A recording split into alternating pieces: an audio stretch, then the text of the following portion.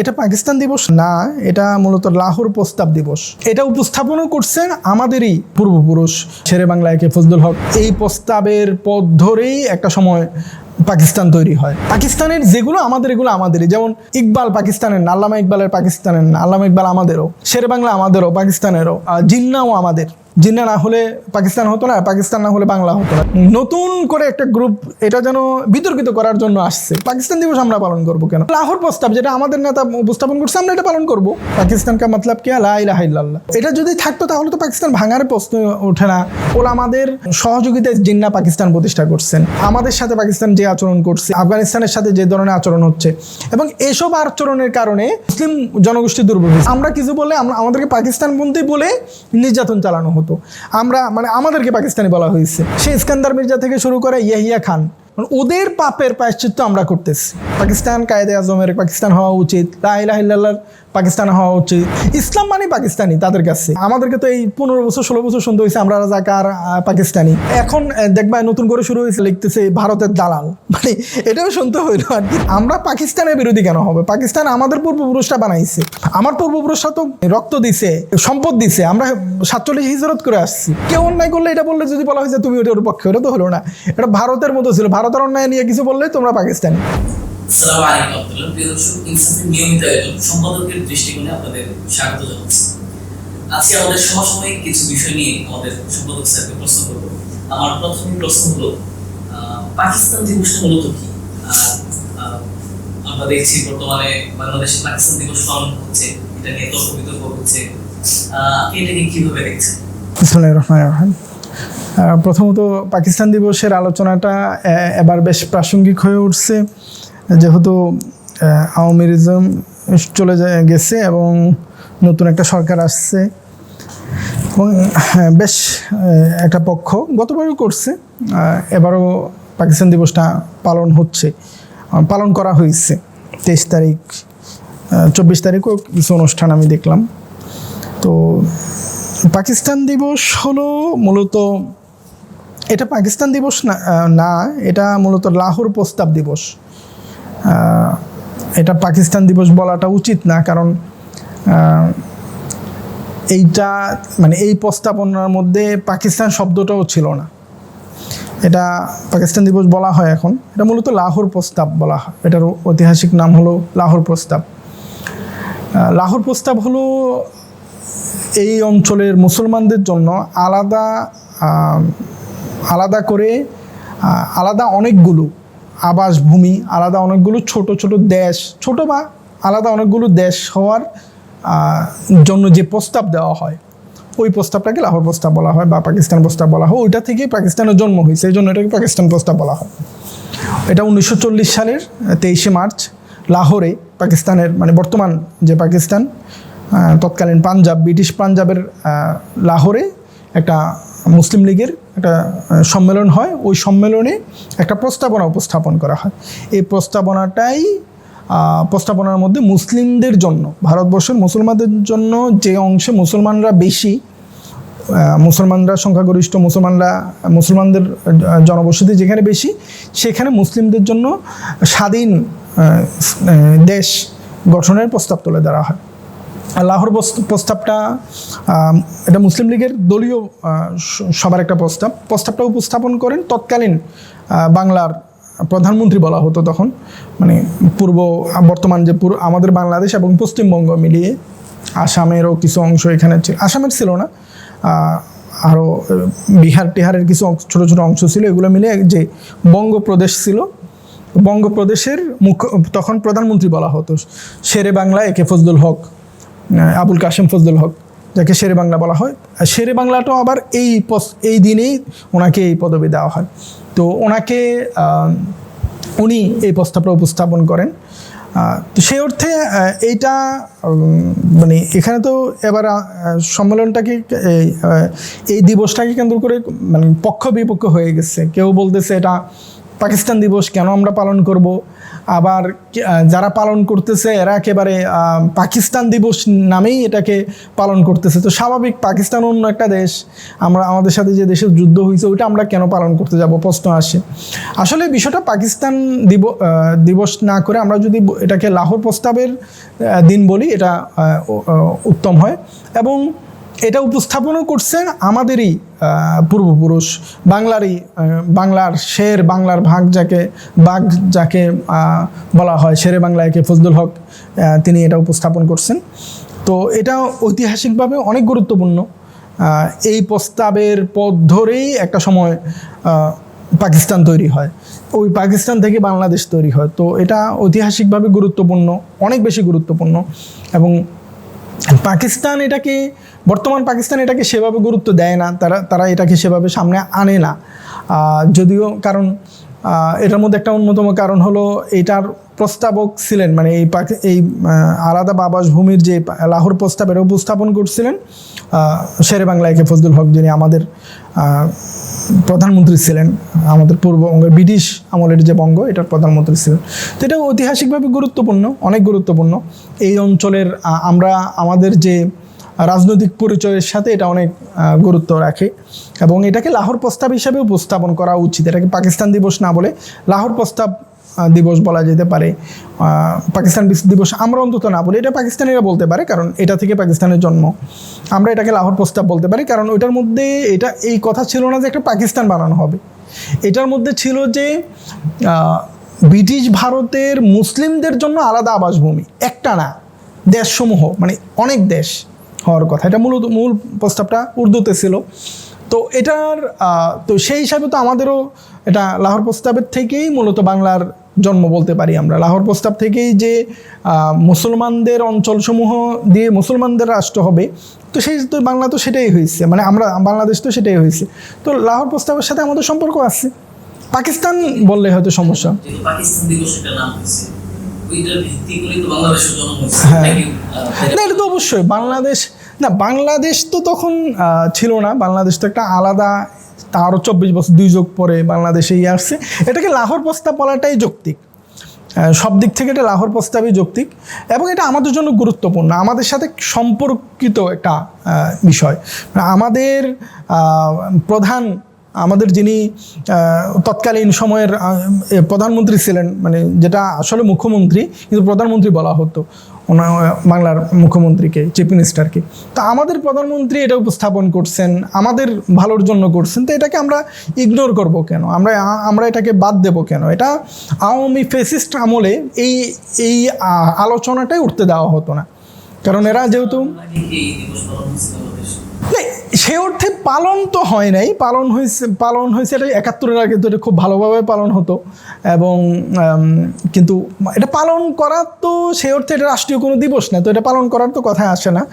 এইটাকে এবার এটা আসলে দিবস পালন না করে এটাকে নিয়ে আলোচনা করা, যে পাকিস্তান আমাদের পূর্বপুরুষরা বানাইছে, এটা কেন ভেঙে গেল, এটাতে কী হলো, এগুলো নিয়ে আলাপ করার কথা ছিল। আমরা আশা করি এগুলো নিয়ে আলাপ করব। কিন্তু এবার যেটাকে একটু আলাদাভাবে নিয়ে আসছে, পাকিস্তান দিবসকে উপস্থাপন করা হয়েছে। মানে এইটা আসলে অতি উৎসাহী একটা গ্রুপ সবসময় থাকে। মানে ভারত আমাদের সাথে, যেহেতু ভারতের সাথে আমাদের সমস্যা, এখন পাকিস্তানের সব কিছুকে আমরা তো আমাদের বলতে পারি না। পাকিস্তানের যেগুলো আমাদের, এগুলো আমাদেরই। যেমন ইকবাল পাকিস্তানের না, আল্লামা ইকবালের পাকিস্তানের না, আল্লামা ইকবাল আমাদেরও, শের বাংলা আমাদেরও, পাকিস্তানেরও। তারপর জিন্নাও আমাদের।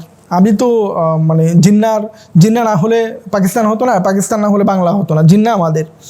পাকিস্তান মানে এটাকে এইভাবেই উপস্থাপন করা যেটা পাকিস্তান দিবস। তো স্বাভাবিক, পাকিস্তান একটা রাষ্ট্র, পাকিস্তানের ব্যাপারে আমাদের অনেকের খারাপ, মানে আমাদের একটা প্রজন্মিত খারাপ আছে, কারণ মুক্তিযুদ্ধের বিষয় আছে, এতে করে পাকিস্তানের উপর রাগ ক্ষোভ আছে, মুক্তিযুদ্ধরা রাগ ক্ষোভ আছে, দলীয়ভাবে অনেকে পাকিস্তানের ভূমিকার বিরোধিতা করে। তো এইটাকে আমরা পাকিস্তান দিবস না বলে লাহোর প্রস্তাব বলি, লাহোর প্রস্তাব দিবস বলি, যেটা আমাদের নেতা উপস্থাপন করছেন, যেটার উদ্দেশ্য ছিল আমাদেরকে আলাদা আলাদা রাষ্ট্র করা। এবং এটা 71-এও চেষ্টা হয়েছে, 47 দুঃখিত, 47 এটা চেষ্টা হয়েছে। 47 কিন্তু একটাই পাকিস্তান করতে চাওয়া হয় নাই। এগুলো নিয়ে তো আমাদের পড়াশোনা হয় না।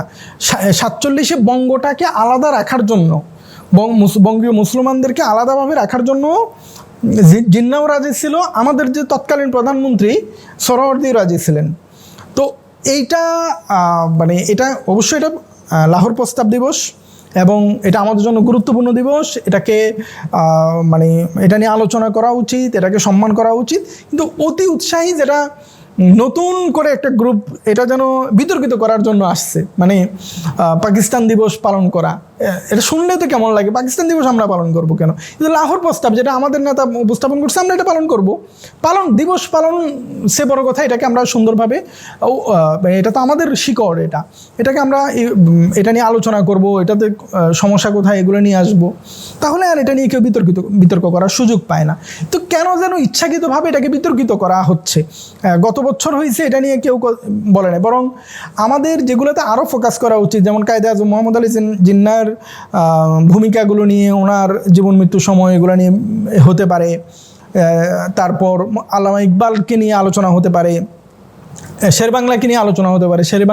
শেরেবাংলার মাজার এখানে আমাদের অবহেলিত অবস্থায় পড়ে আছে। শেরেবাংলা, খাজা নাজিমউদ্দিন, সোহরাওয়ার্দী, ওনাদের নিয়ে আলোচনা হতে পারে, ওনাদের ভূমিকাগুলো নিয়ে আলোচনা হতে পারে, ওনারা যে এই অঞ্চলের জন্য মুসলিমদের জন্য পরিশ্রম করছেন, এটার চেষ্টা করে গেছেন, এগুলো নিয়ে আলোচনা হতে পারে। কিন্তু সব বাদ দিয়ে পাকিস্তান দিবস পালন, এটার সাথে আবার ঐতিহাসিকভাবেও যেমন 71-এ পাকিস্তান দিবসের 2 দিন পরে হামলা হয়েছে, এগুলো নিয়ে, এবং পাকিস্তান দিবসের দিনও অনেক রক্তারক্তি হয়েছে, বিহারিদের উপর হত্যাকাণ্ড হয়েছে, বাঙালিরাও হত্যা শিকার হয়েছে, অনেক ঘটনা আছে। তো আমরা ওইটা না যাই, এটাকে লাহোর প্রস্তাব হিসাবে রাখা, লাহোর প্রস্তাবের গুরুত্ব তুলে ধরা, লাহোর প্রস্তাব আমাদের যে একটা ইতিহাসের অংশ, এটাকে উপস্থাপন করা, এটা অনেক জরুরি আমি মনে করি। এখন বর্তমানে যে পাকিস্তান আমরা দেখছি, মানে এই প্রতিষ্ঠাকালে কিন্তু একটা আদর্শ ছিল, পাকিস্তান প্রতিষ্ঠা হওয়ার পিছনে পাকিস্তান দিবস পালন হচ্ছে, যেহেতু এটা আদর্শ ছিল, এই আদর্শটা এখনো টিকে আছে কিনা? না, এই আদর্শ তো টিকে নেই। এই আদর্শ টিকে থাকলে তো আর পাকিস্তান ভাঙতো না, আমরা পাকিস্তানের মধ্যেই থাকতাম। কারণ পাকিস্তান মানে তখন বলা হয়েছে পাকিস্তান কা মতলব কি, লা ইলাহা ইল্লাল্লাহ, লা ইলাহা ইল্লাল্লাহর উপরে ভিত্তি করে আমরা পাকিস্তান নামক রাষ্ট্রের জন্ম হচ্ছে। তো এটা যদি থাকতো তাহলে তো পাকিস্তান ভাঙার প্রশ্ন ওঠে না, বরং পাকিস্তান অনেক শক্তিশালী হতো, পৃথিবীর অন্যতম প্রধান শক্তিশালী রাষ্ট্র হতো। এদিক দিয়ে বাংলার মতো একটা অঞ্চল আছে, ওই দিক দিয়ে মানে পুরো পাকিস্তানটা আছে। হয়তো ভারতের অনেক অংশ এতদিনে আমাদের অংশ হয়ে যেত যদি আমরা যেটা পাকিস্তানের উদ্দেশ্য ছিল ওই উদ্দেশ্যের মধ্যে আমরা থাকতাম। আমরা থাকি নাই, আমাদের শাসক গোষ্ঠী থাকে নাই। দেখো, পাকিস্তান প্রস্তাব যখন উত্থাপন করা হয়, এটা পাঞ্জাবে হয়েছে, লাহোরে, কিন্তু মানে এই মুসলিম লীগ কিন্তু জন্ম নিচ্ছে ঢাকায়। এই যে এখন মধুর ক্যান্টিন, দেখো, এই মধুর ক্যান্টিন, এটা তো এটার অন্য একটা নাম আছে। তো এই ভবনের মধ্যে মুসলিম লীগের জন্ম হয়েছে, নওয়াব সলিমুল্লাহ আগা খান, ওনারা মুসলিম লীগের জন্ম দিচ্ছেন। তো এই মুসলিম লীগের মানে যে পাকিস্তান জন্ম দিচ্ছে মুসলিম লীগ, এই মুসলিম লীগের জন্ম ঢাকায়। পাকিস্তান প্রস্তাব মানে যেটাকে পাকিস্তান প্রস্তাব বলা হচ্ছে, লাহোর প্রস্তাব, এটা উত্থাপন করছেন বাংলাদেশের শেরেবাংলা একে ফজলুল হক। তো এটাতে আমাদের বিশাল ভূমিকা ছিল, এবং আসলে তো প্রচুর অপপ্রচারও হয়, মানে অপপ্রচারই হয় পাকিস্তান ইস্যুটা নিয়ে। পাকিস্তান মানে আমি বর্তমান শাসক গোষ্ঠীকে শুধু বোঝাচ্ছি না, পাকিস্তানের মানে শুরুতে এমনভাবে উপস্থাপন হয় যে পাকিস্তানরা যেন পাকিস্তান আমাদেরকে এসে দখল করছে, 26শে মার্চ গেল।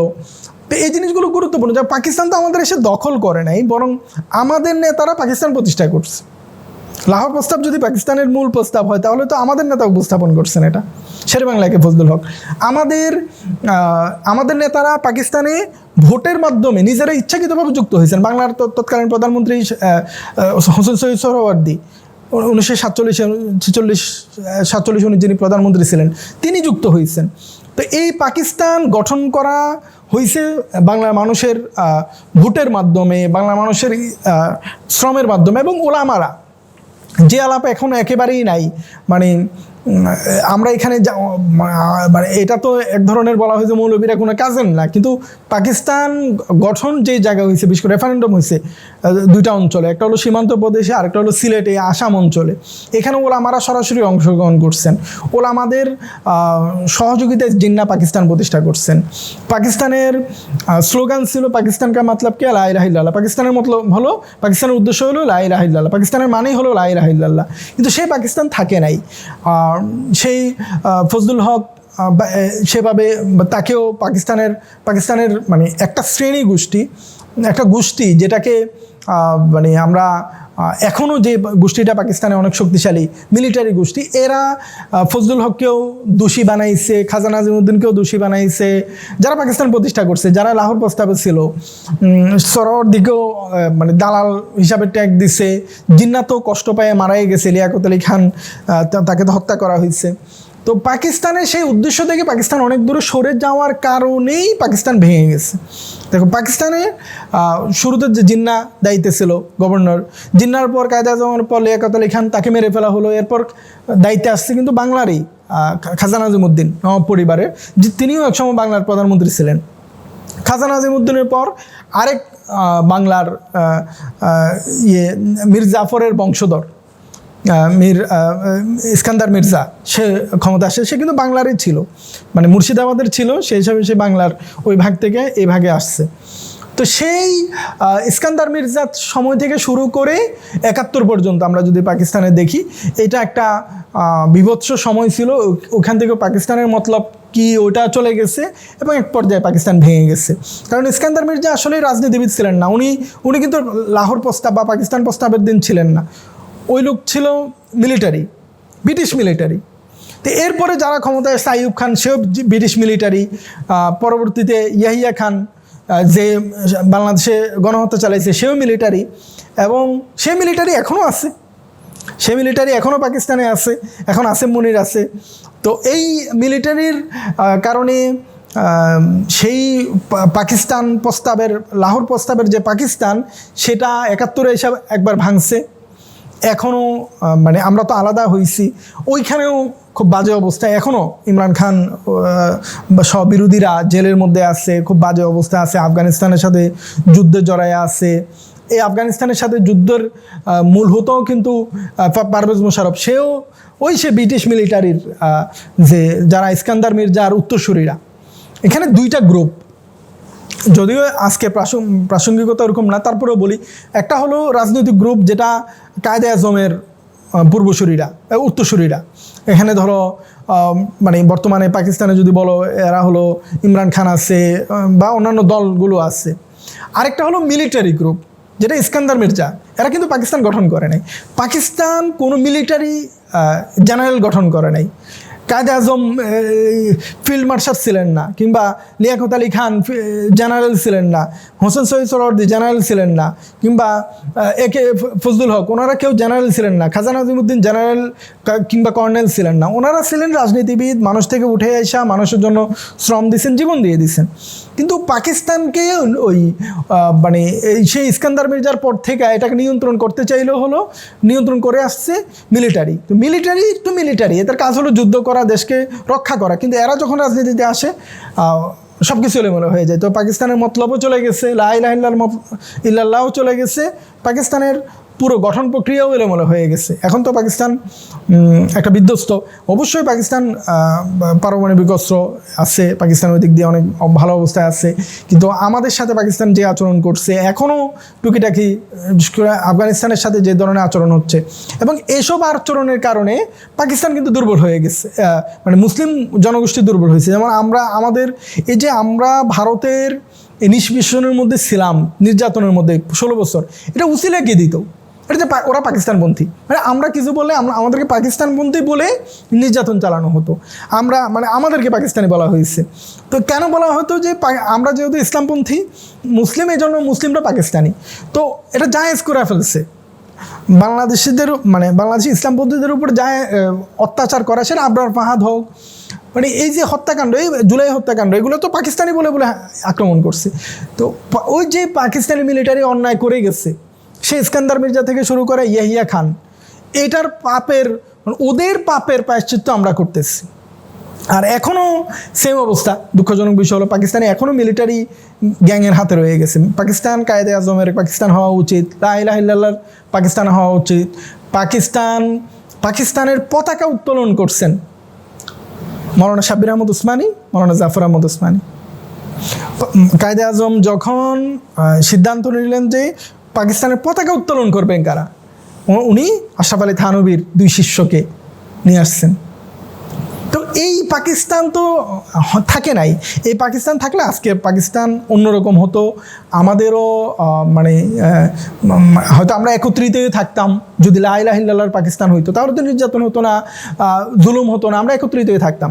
আর যদি মানে এখনও যদি পাকিস্তানের জায়গায় থাকে, লা ইলাহা ইল্লাল্লাহর উপরে থাকে, স্বাধীন থাকে, আজাদ থাকে, পাকিস্তানও ভালো থাকবে।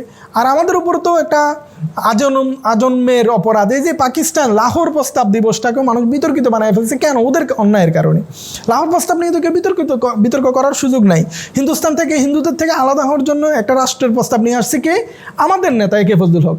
তারপরও আমাদের মধ্যে একটা অংশ বিরোধিতা করতে হচ্ছে, কারণ ওই যে পাকিস্তানের অন্যায়। তো এটাকে পাকিস্তান প্রস্তাব না বলা, এটাকে লাহোর প্রস্তাব বলা, পাকিস্তান দিবস না বলা, এটা লাহোর প্রস্তাব দিবস বলা, এটাকে সেভাবে উপস্থাপন করা এটাকে।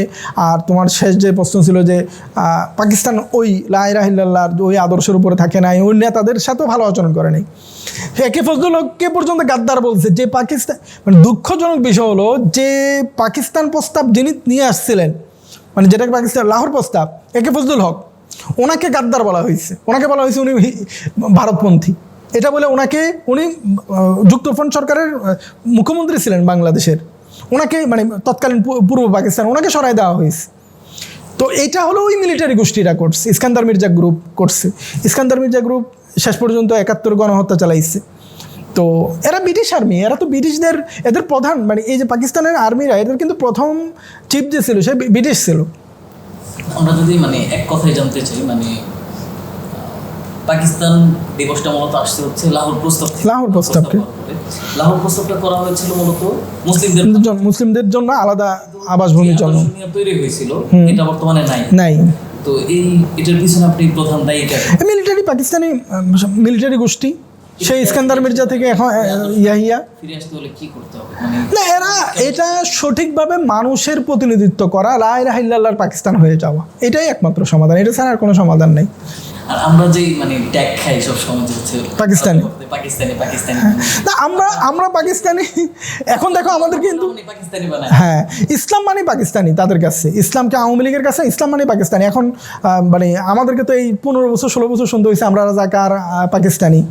তো আবার আমরা যখন এখন দেখি যে হচ্ছে মানে আমরা পাকিস্তানের একটু পক্ষে কথা বলতে গিয়ে পাকিস্তানের বিরুদ্ধে হ্যাঁ সমালোচনা হয়। পাক আফগান যুদ্ধের মধ্যে আমরা পাকিস্তানরা আবার তখন ইন্ডিয়ার দালাল বানিয়ে দেবে। এটা আসলে অবাক করে দেখছি। আপনি এটা নিয়ে কি বলবেন? না, এটা হয় যা এখন দেখবা নতুন করে শুরু হয়েছে যে আমাদেরকে কেউ দেখবা লিখতেছে ভারতের দালাল, মানে এটাও শুনতে হইলো আর কি। তো এটা আসলে নতুন না। কায়েদে আজম মোহাম্মদ আলী জিন্নার বোনকে, ফাতেমা জিন্নাকে ভারতের দালাল বলা হয়েছে। পাকিস্তান প্রস্তাব যিনি নিয়ে আসছেন শেরে বাংলাকে ফজলুল হক, ওনাকে ভারতের দালাল বলা হয়েছে। মানে হোসেন সোহরাওয়ার্দী যিনি পাকিস্তানের এই অংশটাকে পাকিস্তানের সাথে যুক্ত করছেন, বাংলা অংশটাকে, উনি প্রধানমন্ত্রী ছিলেন, ওনাকে ভারতের দালাল বলা হয়েছে। তারপর খাজা নাজিমুদ্দিনকে সমালোচনা করা হয়েছে। তো এইটা পলিটিক্যাল বিরোধী। দেখো আমরা পাকিস্তানের বিরোধী কেন হবে? পাকিস্তান আমাদের পূর্বপুরুষরা বানাইছে। আমার পূর্বপুরুষরা তো মানে রক্ত দিছে, সম্পদ দিছে, আমরা 47 হিজরত করে আসছি। তা আমরা কেন পাকিস্তানের বিরুদ্ধে না? পাকিস্তানের যে শাসক গোষ্ঠী অন্যায় করলে বলবো না, মানে কেউ অন্যায় করলে এটা বললে যদি বলা হয় যে তুমি ওটার পক্ষে, ওটা তো হলো না। এটা ভারতের মতো ছিল, ভারতের অন্যায় নিয়ে কিছু বললে তোমরা পাকিস্তানি। আমরা পাকিস্তানিও না, আমরা ভারতীয় না, আমরা বাংলাদেশি। আমরা বাংলাদেশের স্বার্থটাকে আমরা প্রাধান্য দিই, এবং মুসলমানদের স্বার্থ সবার আগে। মুসলমানের যেখানে জুলুমের শিকার হবে আমরা মুসলমানদের পক্ষে বলবো, সেটা পাকিস্তানের পক্ষেও যেতে পারে, বিরুদ্ধেও যেতে পারে। আর পাকিস্তান তো আমাদের পূর্বপুরুষরা বানাইছে, ওটা আমাদের হক আছে। আমরা তো সেই হক ছিনাইয়ে নিতে চাচ্ছি না। আমরা তো চাই যে আমাদের সাথে ভালো সম্পর্ক থাকুক। ছিনাইয়ে নেওয়া সম্ভব না, তারা তো অনেক দূরে। ধন্যবাদ স্যার এই বিষয়ে পাকিস্তান দিবস সম্পর্কে আমাদেরকে বিস্তারিত জানানোর জন্য। গুরুত্বপূর্ণ অনেকগুলো বিষয় জানতে পারলাম, এর জন্য আপনাকে অনেক বেশি ধন্যবাদ।